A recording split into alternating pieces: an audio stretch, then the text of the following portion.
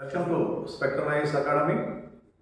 Civil సర్వీసెస్లో మనకి తెలుగు మీడియంలో బుక్స్ అవైలబిలిటీ గురించి మనం చర్చిస్తూ ఉన్నాము. ఈ నేపథ్యంలో చూసినట్లయితే GS3 గురించి ఇంతకుముందు వీడియోలో మీకు నేను polity, international relations, social justice గురించి ఉన్నటువంటి బుక్స్ చెప్పడం జరిగింది.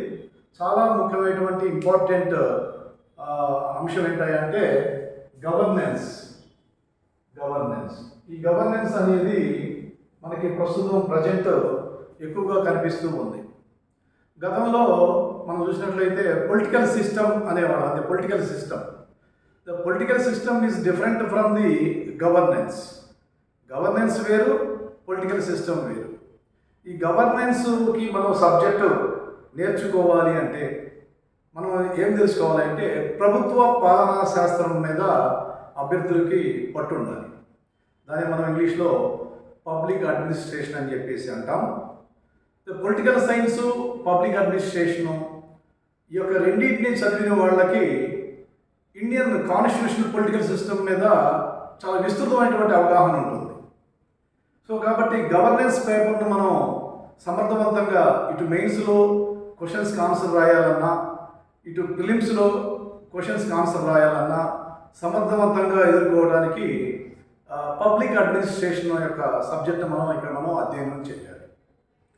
అంటే హిస్టరీ చెప్పాము, జాగ్రఫీ చెప్పాము, అట్లనే ఎకనామిక్స్ చెప్పాము, సివిక్స్గా పాలిటీని చెప్పాము. అంటే కదా ప్రభుత్వ పాలనా శాస్త్రం. ఈ ప్రభుత్వ పాలనా శాస్త్రాన్ని అధ్యయనం చేయటం వల్ల ఇక్కడ మనకి GS3లో ఉన్నటువంటి గవర్నెన్స్ పార్ట్ మరియు అట్ ది సేమ్ టైం మనకి 5th పేపర్ అయినటువంటి ఎథిక్స్ అండ్ ఇంటిగ్రిటీ బాగా మనం ఆన్సర్ చేయగలుగుతాం అన్నమాట. మరి ప్రభుత్వ పాలనా శాస్త్రానికి బుక్స్ తెలుగు మీడియంలో ఏమున్నాయండి? ఇది ముఖ్యమైనటువంటి అంశం అన్నమాట. ప్రభుత్వ పాలనా శాస్త్రానికి తెలుగు మీడియంలో మంచి పుస్తకాలు ఉన్నాయండి. BA లెవెల్లో అకాడమీ వాళ్ళు భారతదేశ పరిపాలన అని చెప్పేసి ఒక బుక్ సెకండ్ ఇయర్ వాళ్ళకి వేశారు. అది చాలా మంచి పుస్తకం, మనకి అడ్మినిస్ట్రేషన్ పరంగా బాగా ఉపయోగపడుతుంది. దానిలోనే మనకి గవర్నెన్స్ ఇచ్చారు, గుడ్ గవర్నెన్స్ ఇచ్చారు, ఈ గవర్నెన్స్ కూడా ఇచ్చారు. ఆ గవర్నెన్స్ అంటే ఏంటి అంటే యంత్రాంగం, అంటే ప్రభుత్వ యంత్రాంగంలో ఉన్నటువంటి సంస్థలు తీసుకున్నటువంటి నిర్ణయాలను, డెసిషన్స్ని ఆచరణలోకి తీసుకురావడాన్నే మనం గవర్నెన్స్ అని చెప్పేసాం. ఇక్కడ గవర్నెన్స్ అనేది ఎవరికి సంబంధం అయిందా అంటే ఇటు రాజ్యానికి, ఇటు మార్కెట్కి, ఇటు పౌర సమాజానికి, మూడింటికి సంబంధమై మనకి గవర్నెన్స్ ఉంది.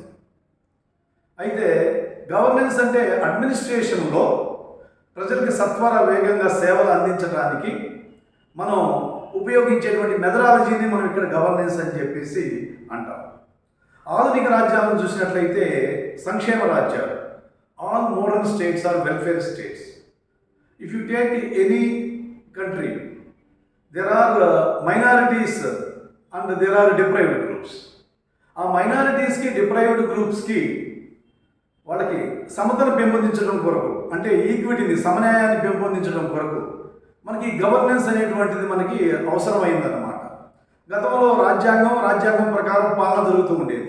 రాజ్యాంగం ప్రకారం పాలన కాకుండా పాలన అనేది ప్రజల యొక్క భాగస్వామ్యంతో, పాలన అనేది ప్రజల యొక్క అభిరుచులతో, పాలనా యంత్రాంగంలో ఉన్నటువంటి నాయకులు అనేవాళ్ళు సంక్షేమాన్ని బేస్ చేసుకొని పాలన అందించే పాలన పారదర్శకతను కలిగి ఉండటం, అకౌంటబిలిటీ ఉండటం, యాక్సెప్టెన్సీ ఉండటం, రెస్పాన్సిబిలిటీ ఉండటం, వితౌట్ కరప్షన్ ఉండటం, తర్వాత ఈక్విటీ ఉండటం, ఈ అంశాలన్నీ కూడా గవర్నెన్స్కి సంబంధించినటువంటివి. ఈ పదాలన్నీ కూడా మీకు కొత్త పదజాలంగా అనిపిస్తుంది వాస్తవం చెప్పాలంటే. మనం తెలుగు మీడియం బుక్స్ తీసుకొని అధ్యయనం చేస్తే ఈ పదాలు కొత్త పదాలేమి కాదండి. ఈ పదాలేమి కొత్త పదాలేమి కాదు. మీరు BA second year public administration, ప్రభుత్వ పరిపాలనా శాస్త్రం బుక్ను అధ్యయనం చేయండి గవర్నెన్స్కి. తర్వాత అంబేద్కర్ ఓపెన్ యూనివర్సిటీ వాళ్ళు కూడా పబ్లిక్ అడ్మినిస్ట్రేషన్కి BA లెవెల్లో ఉన్నాయి, MA లెవెల్లో ఉన్నాయి. ఈ పుస్తకాలు రెండు కూడా మీకు బాగా ఉపకరిస్తాయి.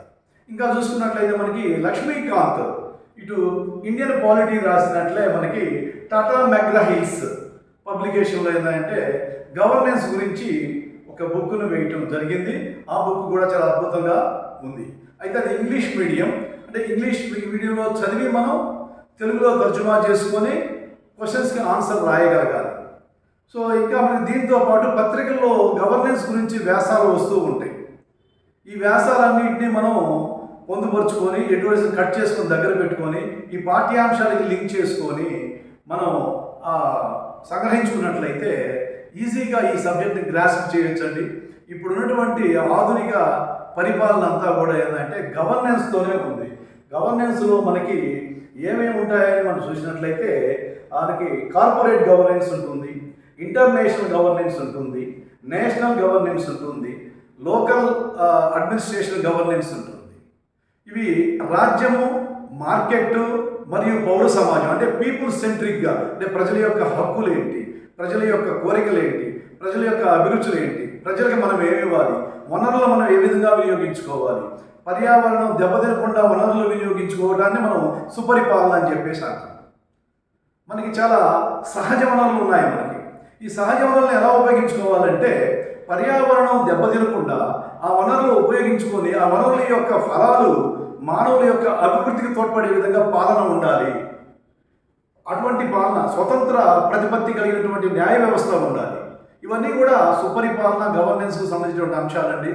మనకి పొలిటికల్ సిస్టంలో ఉన్నటువంటి ప్రాథమిక హక్కులు, ఆదేశిక సూత్రాలు కేంద్ర ప్రభుత్వం, రాష్ట్ర ప్రభుత్వం, లోకల్ సెల్ఫ్ గవర్నమెంట్, తర్వాత ఇండిపెండెంట్ బాడీస్ అయినటువంటి ఎలక్షన్ కమిషన్ ఇలాంటివి చదువుతాం. కానీ నిజమైన పాలన అనేది ఎట్లా ఉంటుంది అంటే గవర్నెన్స్లోనే వస్తుంది. కాబట్టి గవర్నెన్స్కి మీకు తెలుగు మీడియంలో కూడా చక్కని పుస్తకాలు ఉన్నాయి. కాబట్టి ఈ యొక్క అంబేద్కర్ ఓపెన్ యూనివర్సిటీ ఈ అకాడమీ పుస్తకాలు సేకరించుకొని అవసరమైతే లక్ష్మీకాంత్ గవర్నెన్స్ బుక్ కూడా తీసుకొని తర్వాత మనకి అడ్మినిస్ట్రేటివ్ రిఫార్మ్స్ కమిటీ ఎప్పటికప్పుడు రిపోర్ట్స్ ఇస్తూ ఉంటాయి.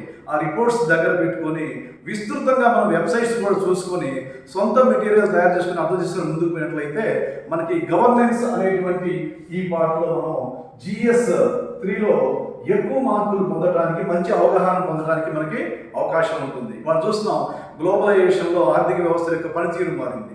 దాన్ని బట్టే గవర్నెన్స్ మారుతుంది. గ్లోబలైజేషన్ ఆర్థిక వ్యవస్థ నాయకుల యొక్క నిర్ణయాలు ఏ విధంగా ఉండాలి, ప్రభుత్వ యంత్రాంగం ఏ విధంగా పనిచేయాలి, డిలే లేకుండా సర్వీసులు ఏ విధంగా అందించాలి. తర్వాత గవర్నెన్స్ అని చెప్పేసి వచ్చింది. ఎలక్ట్రానిక్ మీడియా ద్వారా సత్వర సేవలు ప్రజలకు అందించడాన్ని గవర్నెన్స్ అని చెప్పేసి good governance, governance, good governance, governance ఇట్లా కేటగిరీగా డివైడ్ చేసుకుని ఎప్పుడైతే మనం అంతా కూడా అవగాహన చేసుకుంటామో అప్పుడు విస్తృతంగా మనం రాయడానికి కూడా అవకాశం వస్తుంది. మనం సివిల్స్లో గుర్తుపెట్టుకోండి, రాయాలంటే మన యొక్క నాలెడ్జ్ చాలా విస్తృతంగా ఉండాలండి. అది 1 డేలో, 1 రోజులో, 1 మంత్లో రాదండి. ఇది ఒక నిరంతర ప్రక్రియ.